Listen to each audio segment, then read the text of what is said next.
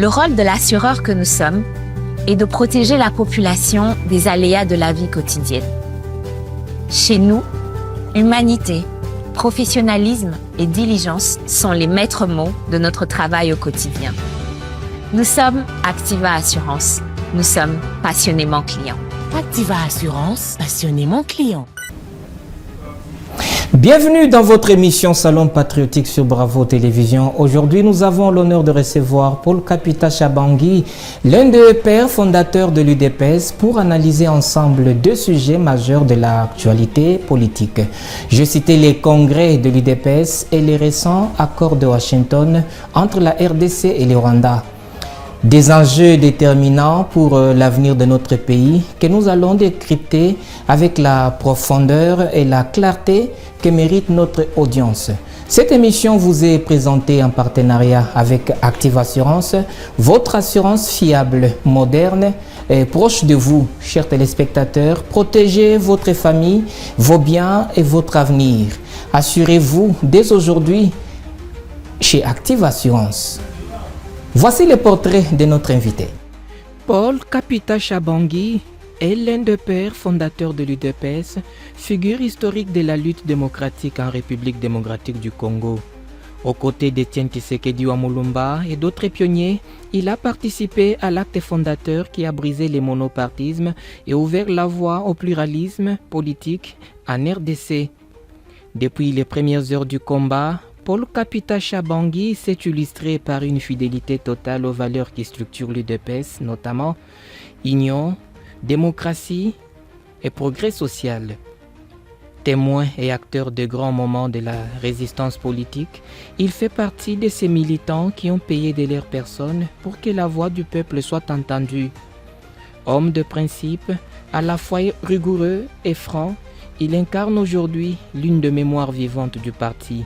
Sa parole compte non seulement pour son ancienneté, mais pour la sagesse et l'équilibre qu'il apporte lorsqu'il s'exprime sur la trajectoire du parti et sur les enjeux nationaux.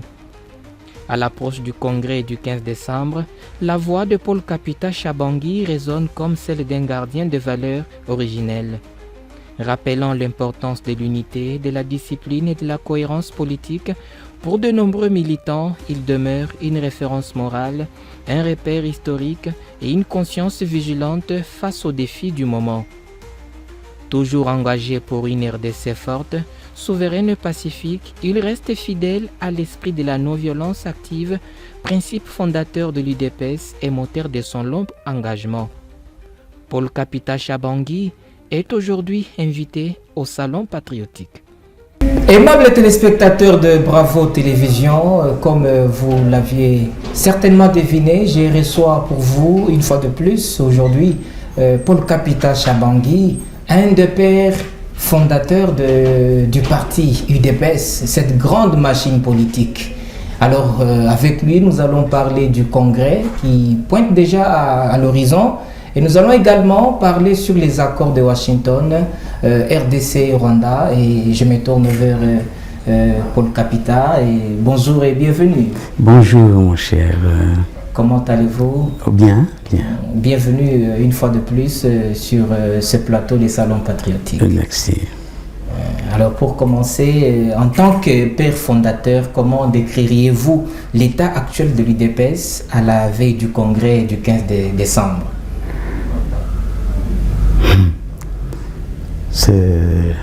Le commentaire est difficile à faire. Notez que à ce jour, je ne sais pas si hier il y a quelques responsables du parti en région qui seraient arrivés à Kinshasa. Je ne sais pas. Or, le congrès a été annoncé pour tenir ses assises le 14. Nous sommes le 40e. Aujourd'hui les 10. Les 10. Ah, je ne sais pas. J'espère que ça va avoir lieu. Mais voyons d'abord. À quoi tient cela? Vous n'êtes pas sûr que le congrès va avoir lieu? Non. J'aurais souhaité que le congrès ait lieu. Et c'est notre souhait à tous. Et tout le monde attend ce congrès. Mais je ne sais pas si ceux qui sont chargés de préparatifs sont arrivés à conclure ce qui advient. Peut-être qu'on pourrait repousser la date, parce que jusqu'hier, je n'ai pas eu vent de la présence de quelques représentants du parti qui sont en province, qui sont arrivés ici. Mais n'étant pas associé aux préparatifs, je ne pourrais pas aller vite à besogne. Peut-être que ceux qui ont la charge de préparer ce congrès en savent plus que moi. Ah bon? Oui, parce que je n'ai pas eu l'occasion de... Il y a 2 jours, je n'ai pas rencontré ceux qui ont la charge de l'organisation de ce congrès pour vous répondre avec certitude. Mais je continue. Êtes-vous fier de l'UDPS aujourd'hui, votre parti? Êtes-vous fier de votre parti au pouvoir aujourd'hui? Êtes-vous fier de ce qu'il fait? Notamment sur la question de la gestion de la ville-province de Kinshasa, êtes-vous fier? Non, l'UDPS, c'est tout le pays. C'est tout le pays. La gestion de la ville-province de Kinshasa, c'est entre vos mains. La gestion de la ville de Kinshasa? Oui. Non, ça... Il faut être timbré pour dire que ça va. Ça ne va pas du tout. Mais c'est vous, l'UDPS. Mais cela provient du fait que il y a eu élection. Il y a eu élection. Celui qui était à la tête de la ville de Kinshasa, Daniel Bumba. Daniel Bumba, je crois qu'il a été élu. Oui. Et, il est fils maison, c'est votre fils. Oui, mais je voulais dire... Est-ce que vous êtes fier de sa gestion? Non, moi je ne peux pas être fier. La capitale fait la honte. La capitale fait la honte, il faut le dire, et le dire tout haut. N'allons pas plus loin. Traversez, allez à Brazzaville. Vous n'êtes pas fier d'appartenir à ce pays. Brazzaville était un petit village. Je crois l'avoir dit à la première interview aussi, sinon je vais le dire. Jusqu'il y a 30 ans, lorsque un mari ou l'autre a envoyé sa femme pour accoucher à Léopoldville, à la clinique Elisabeth ou à la clinique danoise, devenu aujourd'hui Ngaliema et l'autre là, je ne sais pas comment ça s'appelle aujourd'hui. Mais quand cette épouse rentrait avec son bébé à Brazzaville, le mari était très fier de leur dire qu'elle revient de Poto-Moyindo.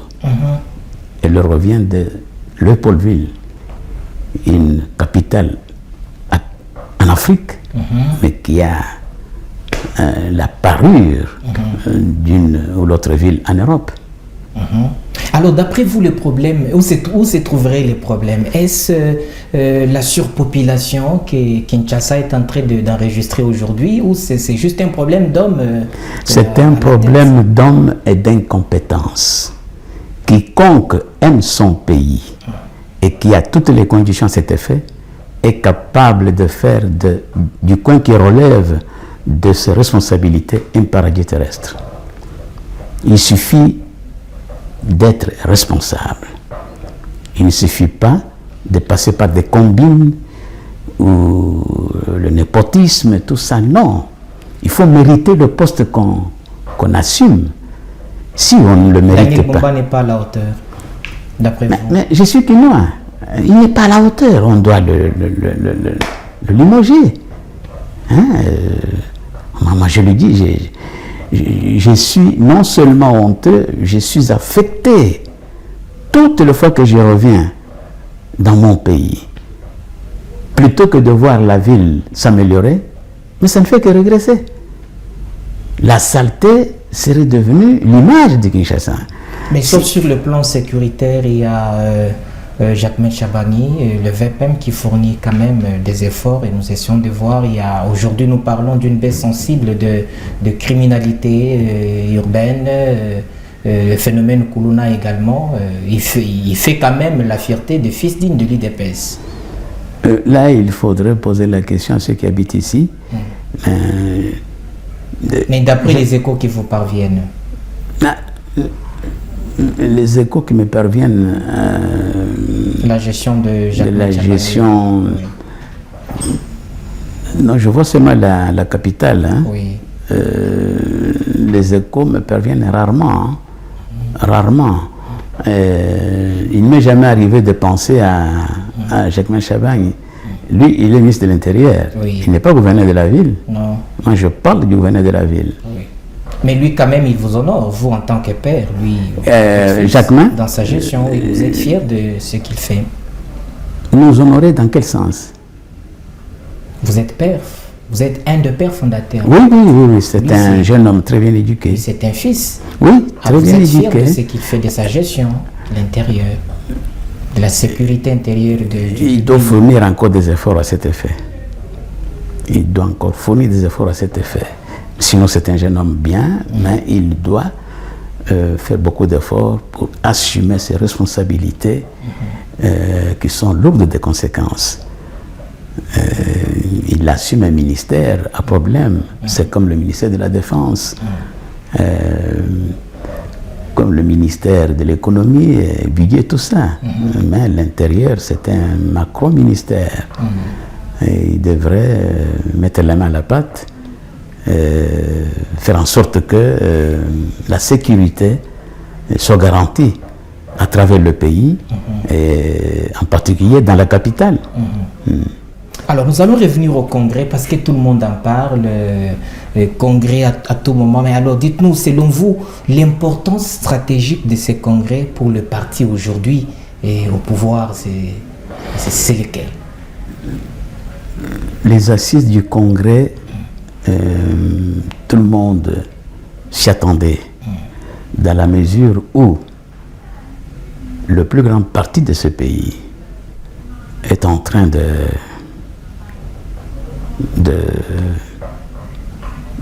basculer vers un danger. Un danger en termes d'implantation de l'avenir. Puisque ce parti, je ne le dis pas pour l'avoir fondé, dans le sens étymologique du terme, ce parti a fait la fierté de toutes les filles et tous les fils de ce pays jusqu'il y a 20 ans. Mais aujourd'hui, tout semble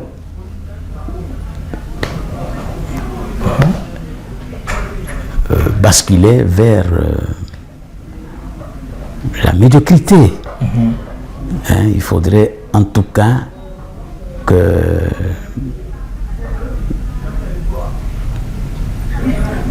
les cadres de ce parti, surtout ceux qui sont issus de ce parti et qui assument une certaine parcelle de pouvoir, prennent conscience du danger qui menace ce parti de disparition. Mais les combattants attendent beaucoup de ces rendez-vous. Oui. Est-ce que le parti est-il réellement prêt pour les satisfaire? Le parti aurait dû satisfaire ses membres en général, la jeunesse en particulier. Il y a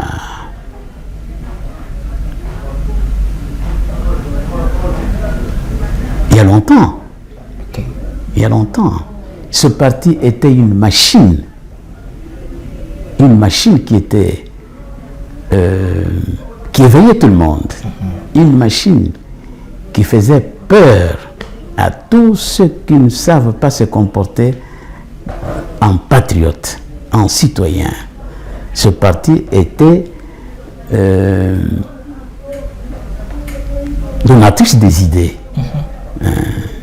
Ce parti, à travers les séminaires et d'autres entraînement en faveur tant de la jeunesse que des personnes âgées.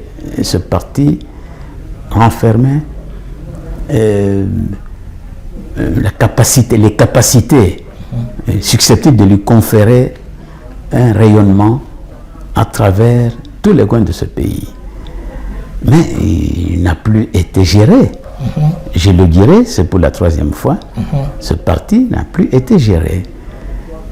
En ce sens que personne de ceux qui semblent assumer des responsabilités à tel ou tel autre niveau, en particulier ceux qui sont au niveau national, je ne crois pas qu'ils aient fait des efforts à cet effet. Dans la mesure où, jusqu'à ce jour, je ne sais pas, parmi les jeunes, puisque les jeunes, c'est ça la machinerie d'un parti, c'est les jeunes. Plus de 80% sont incapables de vous définir la doctrine et l'idéologie de l'UDPS. Tel étant un constat, le constat malheureux, comment peut-on parler d'un parti qui vit, d'un parti qui se préoccupe de l'avenir du pays?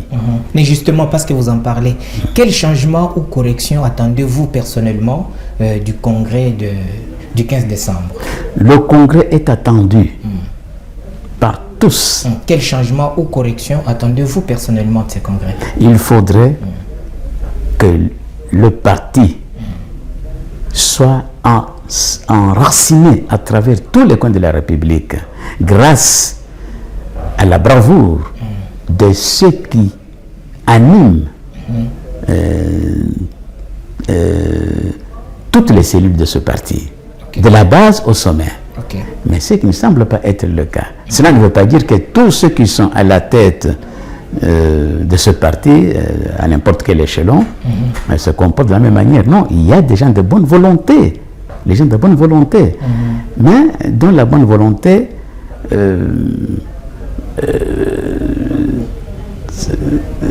s'arrête à un certain niveau suite à la manière dont le parti est géré. On dirait même que le parti n'est plus géré.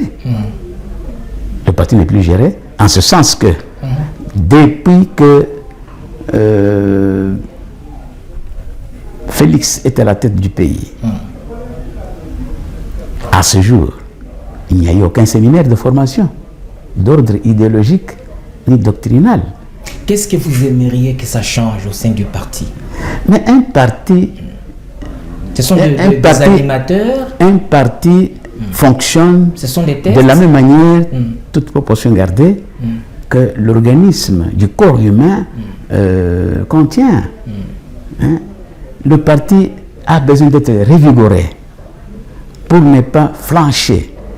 Le parti a besoin des animateurs qui soient capables de le rendre presque éternel à travers les enseignements, à travers les séminaires, à travers les entraînements de toute nature. Et vous estimez que Kabouya ne le fait pas? Mais il le fait à quelle occasion? Il l'a déjà fait à quelle occasion? L'UDPS s'entend dire aujourd'hui Tosa Obika. Ça vient d'où? Ça, c'est diabolique. Nous avons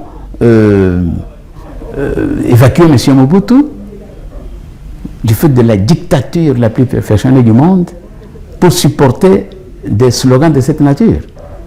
Tosa Obika, vous avez affaire à des cochons ou à un troupeau d'animaux? Chaque être humain reflète l'image de Dieu. Chaque être humain pense à l'avenir. Et chaque être humain apporte sa pierre annulaire à la construction de ce pays. Si j'ai bien compris, oui. D'après vous, à l'issue de ces congrès, vous aimeriez bien voir un changement total des animateurs. Oui, ça devrait être le point capital pour faire en sorte que ce parti reprenne son aura de l'époque. Oui. Alors, certains parlent de tensions internes. Pensez-vous que ce congrès va désamorcer ces tensions ou risque de les renforcer? Le congrès est une rencontre de politiciens. Le congrès suppose un grand séminaire qui propose des voies et moyens susceptibles de rendre la machine plus performante. C'est ça l'objectif d'un congrès. Le congrès ressuscite un parti. Le congrès fait remettre en question les dirigeants du parti. Et le congrès est une machine qui permet au parti de se reprendre la bonne forme, reprendre de l'énergie afin d'animer toutes les cellules, tous les éléments qui demandent, qui exigent, qui requièrent l'animation dans le sens d'endoctriner les objectifs principaux qui soutiennent et qui redonnent au parti sa façon de reconstruire la société. Tout à fait. Mais la question de la légitimité des décisions prises au Congrès se pose souvent. Comment garantir un processus transparent? Vous savez, pour votre rappel, il y avait les camps de Deo Bizibou déjà. Deo se voyait déjà secrétaire du parti, se voyait déjà animer le parti. Et aujourd'hui, les questions de légitimité des décisions prises au Congrès se posent souvent. Comment allez-vous garantir la transparence? Mais en fait, un congrès, en d'autres termes, c'est une remise en question. C'est une remise en question de cette machine qu'est un parti politique. À l'issue de ces assises, puisqu'il y aura des débats contradictoires, il y aura des propositions, il y aura plusieurs intelligences au niveau des membres du parti qui vont débattre des problèmes capitaux qui font que ce parti semble ne plus se faire ressentir de la manière la plus positive qui soit, comme il y a 20, 30 ans, et des chocs des idées, la lumière jaillira. Est-ce que le Congrès permet aux membres du parti, de la base au sommet, une remise en question bénéfique, afin d'assurer à cette dernière une longévité? Alors, l'IDPS doit-il, selon vous, retourner à ses fondamentaux ou adapter encore plus la ligne politique au contexte actuel? Oui, l'action politique est toujours dynamique dans la mesure où la société évolue. La société évolue.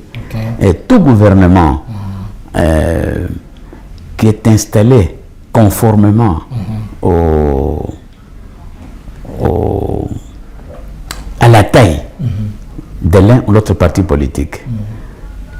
Mais ce gouvernement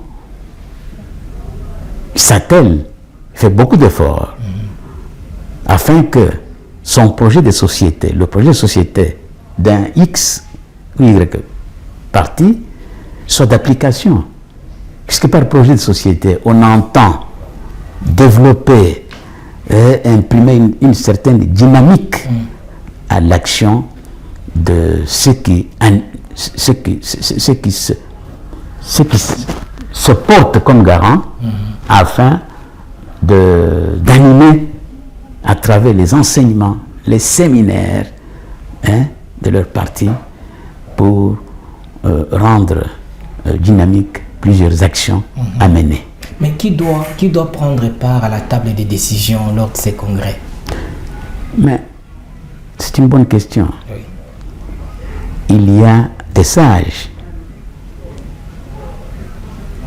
Il y a le président fédéraux à partir de la cellule, section, et tout ça, jusqu'au sommet. Il y a quand même la crème, à moins qu'on ait eu fait autre chose que ce qui aurait dû se faire, hein, à l'instar de tous les partis qui ont réussi à s'implanter longtemps dans une ou l'autre société. Oui, un parti comme le Parti communiste s'affaire de manière dynamique. Quand il y a les assises, comme celles auxquelles tout le monde s'attend, c'est une redynamisation, oui. Oui, à travers certaines théories, à travers certaines idées qui ont fait des petits. Est-ce que la diaspora prendra-t-elle aussi part à ces congrès? La diaspora brûle de 1000 étoiles pour participer à ces assises. M. Omer Kamba. Oui. Mais pour se déplacer, il faut un billet. Si déjà ici au pays, ceux qui doivent venir de province, ils ne sont pas encore là. Je ne sais pas si à partir d'hier, ils sont là, puisqu'il faut un billet. Il faut un billet. À ce que je sache, jusqu'hier à minuit, j'avais reçu un groupe de compatriotes, combattants, au cadre qui me disent que jusqu'ici, aucun billet n'a été envoyé ni en province, ni à l'extérieur, afin de faciliter la participation de représentants de ce parti à travers le pays et le monde. Peut-être que depuis que je suis sorti, les billets commencent à venir, je ne sais pas. Mais M. Omer Katanda tient vraiment à ce que ces congrès aient lieu. Il est à Bruxelles présentement. Il a raison. Nous avions conféré là-dessus. Et quelqu'un comme Cambomer, il aspire le parti. Il aspire le parti. Il a beaucoup fait pour le parti. Il a beaucoup fait. Le haut fait de Cambomer, c'est d'avoir sauvé Etienne Tshisekedi. Ah bon? Mais si Cambomer n'était pas à ses côtés, mais Moukoulou peut mourir, puisque une baïonnette lui était dessinée. Cambomer l'a couvert, c'est ainsi que Cambomer va ramasser ce coup-là. Et on va l'évacuer en Europe, puisque ce poumon était atteint. Mais ça, les gens semblent l'oublier. Donc c'est lui qui a sauvé les fils. Si Kamba Omer n'était pas sur la place là-bas, à Matongue là-bas, le Sphinx quittait la terre.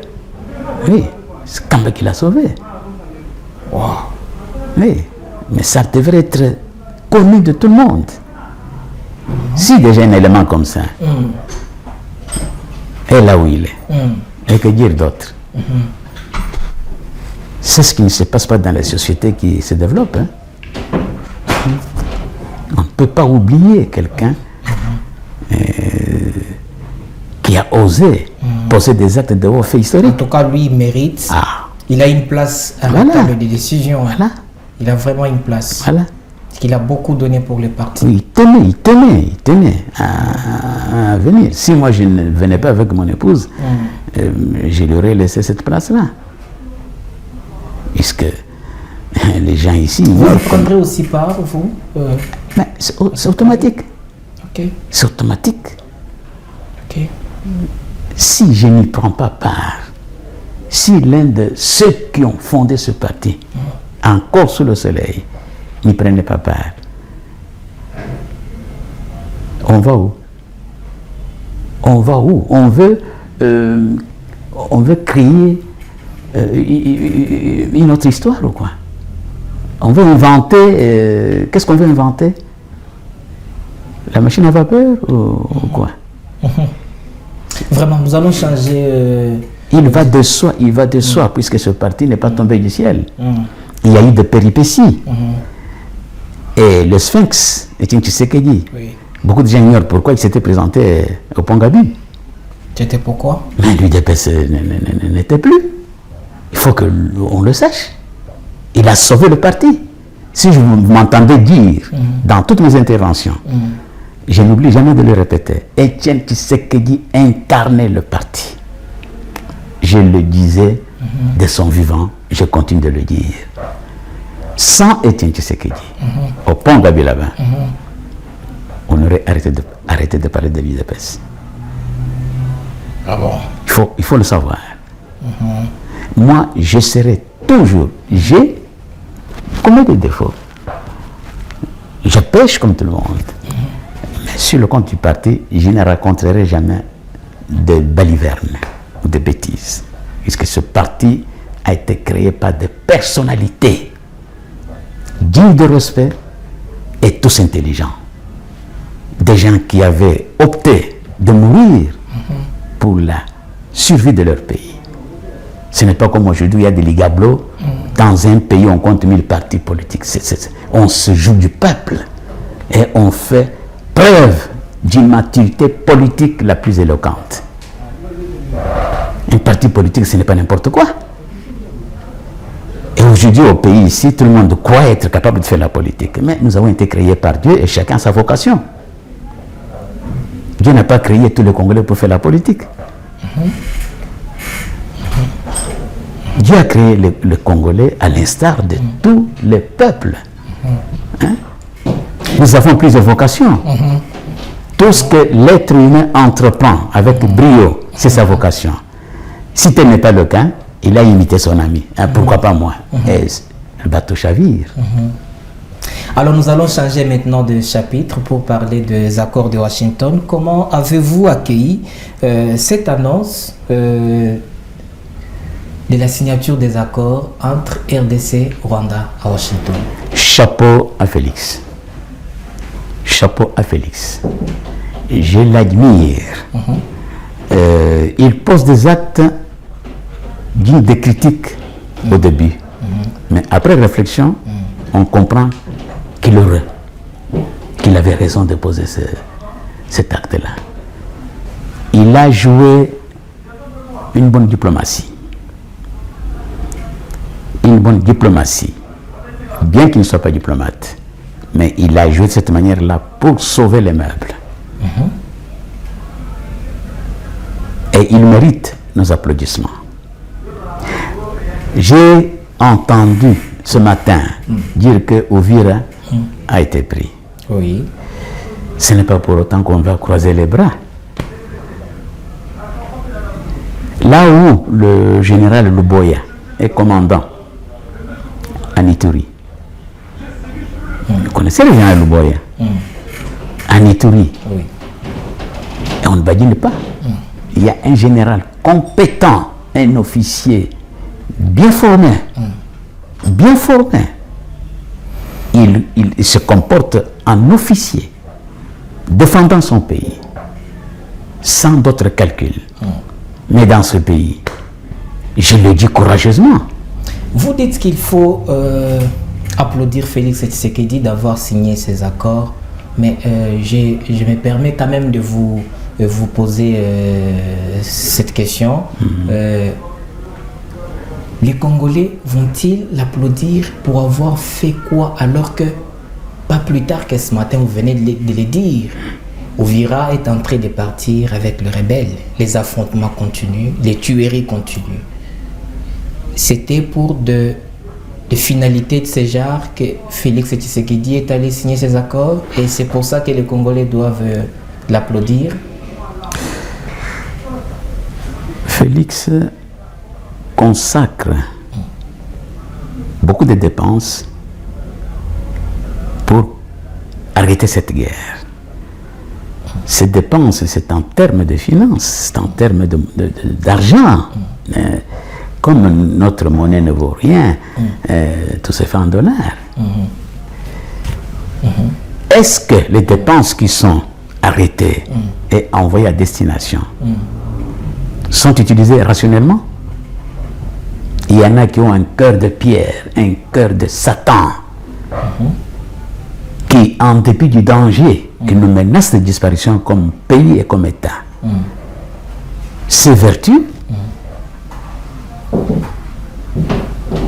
à prendre de ce qui est destiné à cet effet-là à autre chose, leur poche.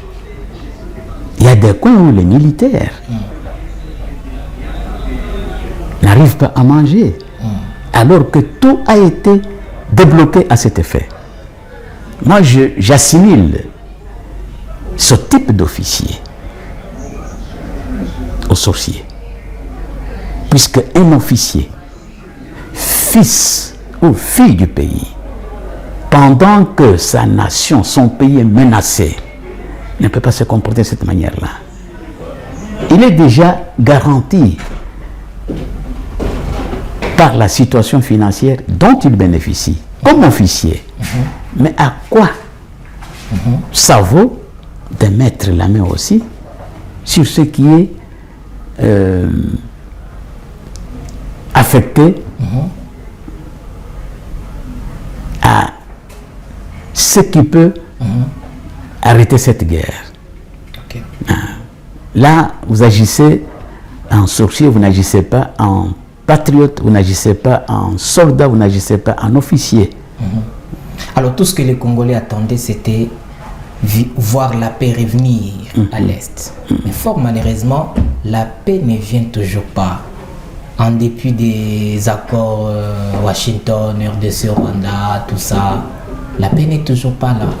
Et vous dites que Félix mérite nos applaudissements. Je le dis pourquoi? Oui. Je ne le dis pas pour le dire. Les accords ont été signés. Est-ce qu'il ne fallait pas peut-être dialoguer comme l'opposition les suggérait? Quelle opposition? L'opposition politique congolaise. L'opposition est composée de citoyens honnêtes qui ont fait leur preuve à travers la lutte qu'ils mènent pour sauver leur pays. Quelqu'un qui se dit faire la politique et qui ne fait que voler, détourner pour construire des buildings, qui corrompt et qui se déplace, tout Congolais qu'il est, qui se déplace à Nairobi pour rencontrer un Rwandais. Ce monsieur-là mérite respect. Est-ce qu'il est normal et il sait faire la politique? Et c'est ce monsieur-là qui exige le dialogue. On dialogue entre soi, fils et filles du pays.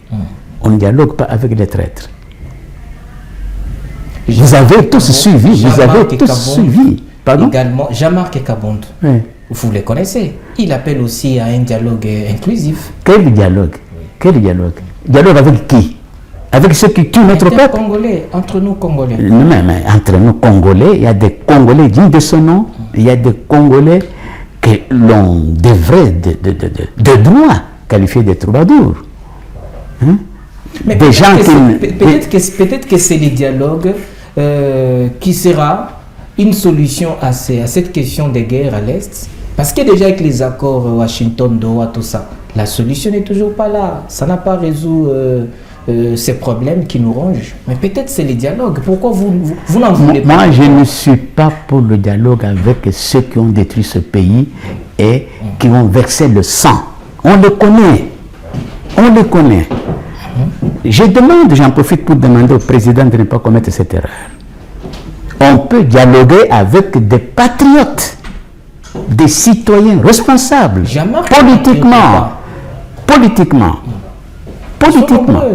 Jean-Marc est patriote, Martin Fayoulou, ils sont nombreux, pour ne citer que les deux. Ah oui, vous êtes encore trop jeune. Oui. Un homme politique ne s'enrichit pas scandaleusement.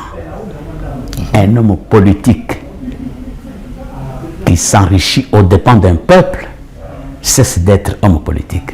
C'est un individu ordinaire, au même titre que tous les délinquants.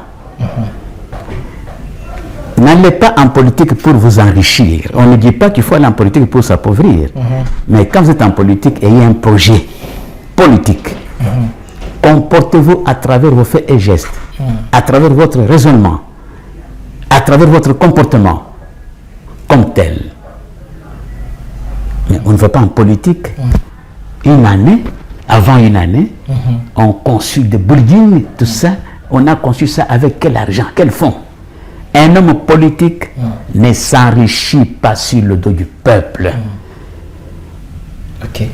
Dès l'instant que quelqu'un qui se dit homme politique s'enrichit de manière scandaleuse et exponentielle, il prouve publiquement qu'il adore l'argent. Au nom de l'argent, il peut sacrifier tout un peuple. C'est ça. Je suis en Europe. On ne connaît pas un seul homme politique qui se soit enrichi du fait d'être politique. On ne s'enrichit pas en politique. On peut descendre d'une famille royale. On a une dotation. Ou on peut être homme d'affaires de par la vocation. Et à un certain moment, dire, je vois que ça ne va pas dans tel domaine. Je confie mes affaires à tel. Je vais en politique. Et quand il est en politique, c'est pour apporter une solution à ceux qui le préoccupent, qui n'a pas été donné par ceux qui font la politique, non pas par mauvaise foi, peut-être par oubli. Mais on ne fait pas la politique pour s'enrichir. Et ceux qui vous ont enrichi, le cas d'ici, vous avez été enrichi par les Rwandais, en pillant les ressources du pays, pour trahir votre pays. Et vous vous dites opposant. C'est paradoxal. C'est paradoxal. La richesse d'un homme politique, c'est l'appui qu'il a du peuple. On ne dit pas qu'il soit pauvre. Dans les pays normaux, dans les pays développés, un homme politique émerge au biais de l'État jusqu'à la fin de sa vie. Il est garanti. Mais dans l'opinion publique, oui. Certaines craignent une atteinte à la souveraineté de la RDC avec la signature de ces accords. Leurs inquiétudes sont-elles justifiées selon vous? Mais cette signature intervient à quel moment?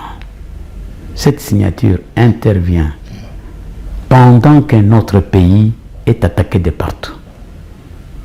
C'est une ouverture, c'est une aubaine pour que, tant soit peu, on puisse ne pas perdre le pays.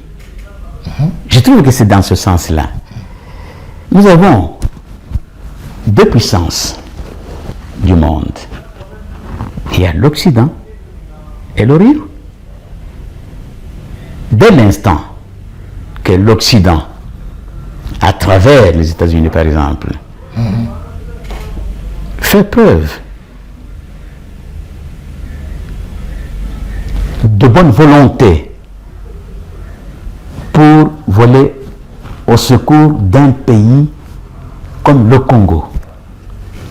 Le Congo qui n'est pas comparé à n'importe quel pays, bien que les Congolais vivent les conditions d'insectes. Mais nous avons un pays paradis terrestre. Dès l'instant que la main est tendue par les puissants de ce monde, ils ne tendent pas cette main pour nous plaire. Ils tendent cette main parce qu'ils savent d'avance à quel type de pays, en faveur de qui ils tendent leurs mains. Cette signature, la signature, cet accord, se défend en ce sens-là. Donc ce n'est pas une mince affaire. C'est historique. Pourquoi l'une des grandes puissances a osé le faire? Ce n'est pas pour nous plaire. Ce n'est pas pour nos beaux yeux. Parce qu'en politique, il n'y a pas de... il y a une expression là qui dit il n'y a pas de... il n'y a que les intérêts qui priment. En politique, il n'y a que les intérêts qui priment. Si Trump trouve que 30 ans durant, on a laissé ce guénon, en termes de dimension, le Rwanda, c'est mon territoire, le Tchikapa est plus vaste que le Rwanda. Donc, 30 ans durant, le pays a été malmené. Primo, puisque nous n'étions pas au courant des stratégies. Mais et 15 ans après, le pays a été sous domination il fallait aujourd'hui signer des accords des Rwandais. Qu'il fallait signer ces accords. L'idée des accords est venue comment? il fallait mettre un terme à ce sang qui coule. Il n'y a que les intérêts en politique. Oui. Il n'y a que les intérêts en politique. En Le sang ne contrepartie, fait que couler. Est-ce que les États-Unis sont sincères avec nous? nous n'avons pas besoin de la sincérité des Nous avons États-Unis. signé les accords. Jusque-là, Nord et Sud Kivu sous occupation. Ouvira est en train de partir avec les rebelles. Et jusque-là, les États-Unis ne se prononcent pas, ne posent aucun acte. Comment vous interprétez ça? Mais les États-Unis ne sont pas un pays satellite. Nous devons prouver, à travers notre armée, que nous savons nous défendre. Prouver avec la guerre? Et si nous avons des limites, rien n'empêche qu'on puisse Déclencher l'option de inviter un ou l'autre pays, l'inviter à notre rescousse. Ça se fait à travers le monde. Mais déjà, nous sommes allés vers les États-Unis. C'est ça que j'ai dit. Oui. Donc il faut situer cette signature-là dans ce contexte-là. Ok. Les États-Unis n'ont pas signé pour nos beaux yeux. Ils savent qu'ils vont tirer profit Ok. de cette signature. C'est donnant-donnant. Donc voilà en quoi consiste cette signature.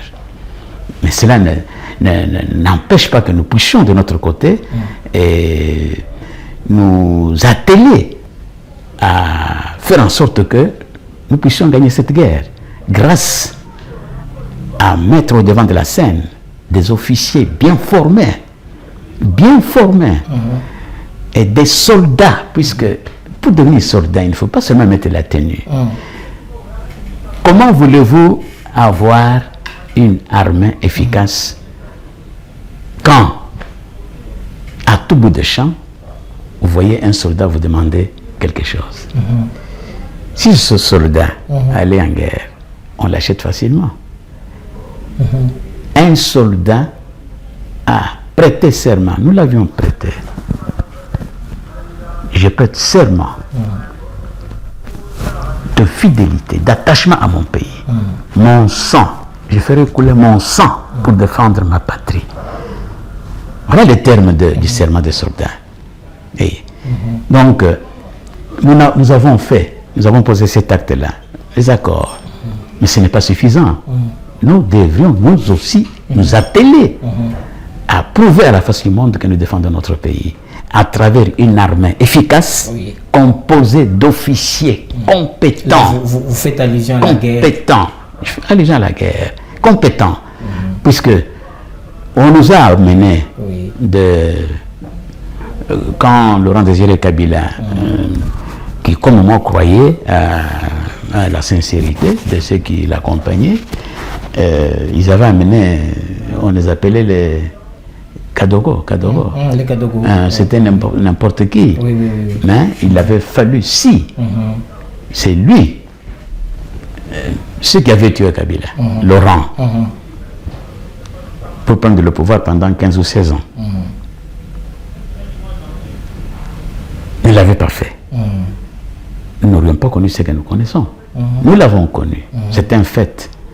C'est un fait. Mais il faut nous atteler à nous suffire à nous-mêmes, en formant une armée digne de ce nom. Puisque je dis retenez, n'importe qui est soldat. On juge un soldat de par sa façon de marcher. Puisque quand on veut former un soldat, la discipline tient au fait de savoir marcher. Ça compte beaucoup. Donc, dans nos hommes de troupes, il y a deux causes qui font que ils ne s'adonnent pas entièrement comme soldats. Il y en a qui s'adonnent entièrement comme soldats. D'autres, non, ce n'est pas leur faute. Il faut une solde conséquente. Il faut une solde conséquente. Puisque les soldats qui vont en guerre, avec des officiers, mais on les a arrêtés. Des officiers qui ne font que bouffer l'argent. Vous les avez connus. Et un officier n'est pas riche. Un officier, dès qu'il est riche, il doit être jugé. Comment avez-vous? Vous êtes enrichi. Voilà. Puisqu'il constitue un danger pour sa patrie. Voilà. Donc, je pense que décider solidaire, notre peuple avec, nous allons gagner. Paul Gabriel Kapita Chabangui, dans cette émission, la voix de la population compte autant que celle des experts que vous êtes. Place maintenant aux questions des internautes juste après ceci.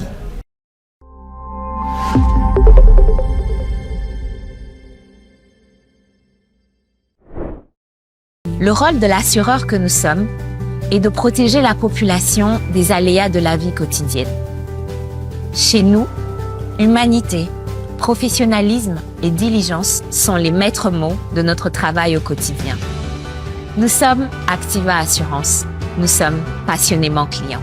Activa Assurance, passionnément client. Je vais vous lire la première question. Quelle est votre lecture sur les discours du chef de l'État face au Parlement réuni en congrès? Et la question est signée Maurice Mwamba. J'étais très fier de ce discours. Prononcer un discours est une chose, l'appliquer en est une autre. Je prie Dieu pour que le contenu de ce discours soit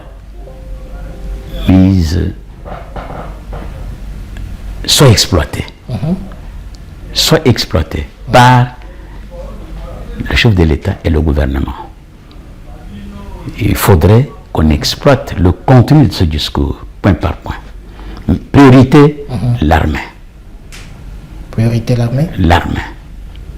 Il faut continuer l'enrôlement de jeunes gens qui souhaitent aller à l'armée. Non pas pour les jeter en pâture, mais pour, comme moi, j'étais à Kitona. 5 mois. Pour être formé comme soldat. Vous voyez? Mais si je vous raconte les conditions d'entraînement, vous racontez ça à n'importe quel jeune homme, s'ils sont 20, 5 seulement vont accepter. Et nous étions 24, nous avons été 8 à accepter.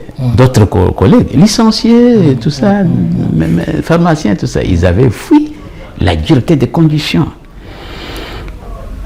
Et pour s'engager à une activité, une autre activité humaine, il y a la vocation.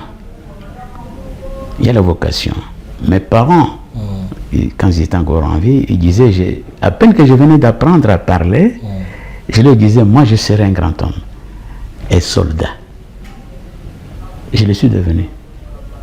Imagine, après la licence et une année aux finances, on lance un appel aux sociologues, politologues, économistes et financiers qui souhaitaient s'enrôler à l'armée de le faire, dans la mesure où l'armée n'avait étoffé que les services de la justice.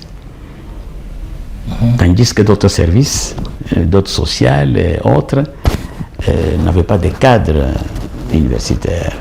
Alors ici, les conditions vont changer.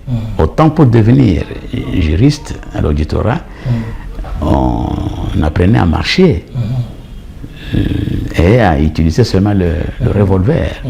Mais autant, à notre tour, on ne nous a pas formés comme officiers, mais comme soldats, hommes de troupes. Et dans le discours du chef de l'État, qu'est-ce qui vous a le plus marqué, vous personnellement? Ce qui m'a marqué, c'est sa détermination à mettre un terme à cette guerre. Je me suis dit, tel étant une des options, il va agir en conséquence, mais en instruisant ceux qui vont gérer cet argent. Puisque le danger qui nous menace, c'est celui-là. Il faut tout entreprendre pour ne pas perdre un seul mètre carré de ce pays. Je vous lis la deuxième question.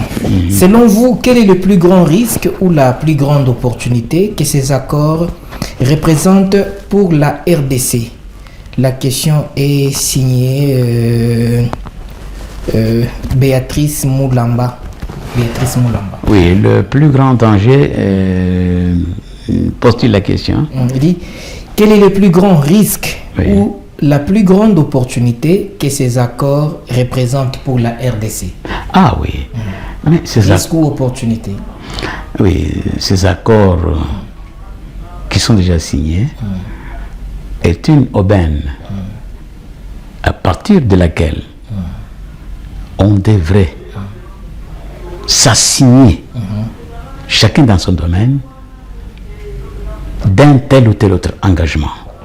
Et en ce qui concerne l'armée, je reviens là-dessus, que l'armée soit équipée de moyens qui lui permettent de mettre hors d'état de nuire ceux qui nous combattent. Quelles sont les priorités? Que le soldat mange à sa faim, que le soldat touche une sorte qui lui permet de vivre comme un être humain, et que la famille du soldat soit prise à charge par l'État. Voilà. Dès lors que ces conditions sont remplies, je pense que notre armée va faire ses preuves. Dans le temps, on a parlé du colonel Moulamba, Moulamba Nyuni, l'homme de Bukavu et de Stanleyville. La guerre de l'Est, toujours l'Est, Scram et tout ça. Mais Moulamba Nyuni a fait la preuve, non seulement des Congolais, mais des Africains.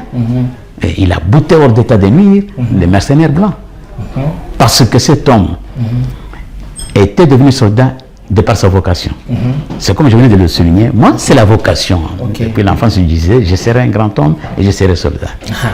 Pour terminer, quel message adressez-vous aux Congolais qui attendent beaucoup du congrès du 15 décembre et qui s'interrogent sur les accords de Washington? Quel message adressez-vous? Mes chers compatriotes, la confiance et la croyance dans un ou l'autre domaine donné de la vie vos victoires. Dès que vous croyez en ce que vous faites ou en ce que vous engagez de faire, vous y parvenez. Vous y parvenez. La confiance force la conviction. Et la conviction produit des effets. Sans confiance en soi, on ne peut être capable de rien. Rappelez-nous l'affaire de la Bible. David et Goliath. Goliath, oui. Voilà. C'est un exemple qui devait nous servir. De preuves, oui. Quand on croit en soi, on est capable de tout. Si c'est le contraire, on ne peut rien réussir sous le soleil. Il faut être fier de ce qu'on est, croire en soi pour poser un acte qui produit des effets. Quand on chancelle, on n'a pas confiance en soi. Quand les hommes de troupes vont au front, ils n'ont pas confiance en eux. Ne vous attendez pas à des miracles. Et aujourd'hui, j'insiste, il faut que le soldat se sente fier d'être soldat. Qu'il mange à sa faim.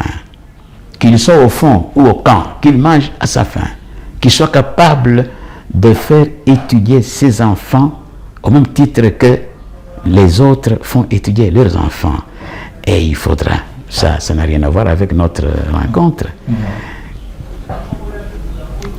l'enseignement. L'enseignement dans un pays donné, un enseignement de qualité, forge des compatriotes valables et dignes de respect. Un enseignement rabais fait d'un peuple des esclaves. Oui. Un petit message particulier pour les combattants de l'UDPS. Combattants de l'UDPS. Oui. Je vais vous adresser un message qui vient du fond de mon cœur. À votre âge, ou moins que vous, moins âgé que vous, nous avions fait preuve de patriotisme, de dynamisme et de l'amour de notre pays. Parce que nous avions comme condition croire en soi. Croyez en vous. Estimez-vous. Créé par Dieu au travers de vos parents. Et l'image de ce dernier. Défendez votre pays et vous serez respecté et l'histoire en parlera. Paul Kapita Chabangui, je vous remercie. C'est à moi de vous remercier. Merci. Merci à vous d'avoir suivi cette émission Salon Patriotique sur Bravo Télévision. Nous remercions chaleureusement notre invité Paul Kapita Chabangui pour ses éclairages sur les congrès de l'UDPS et sur les accords de Washington entre la RDC et le Rwanda. Des sujets cruciaux pour l'avenir de notre nation. Un grand merci à notre partenaire Active Assurance. Chers téléspectateurs, n'attendez pas. Protégez-vous et assurez-vous chez Activa Assurance. Retrouvez-nous très prochainement pour un nouvel épisode du Salon Patriotique. Restez connectés sur Bravo Télévision, la chaîne de la génération digitale.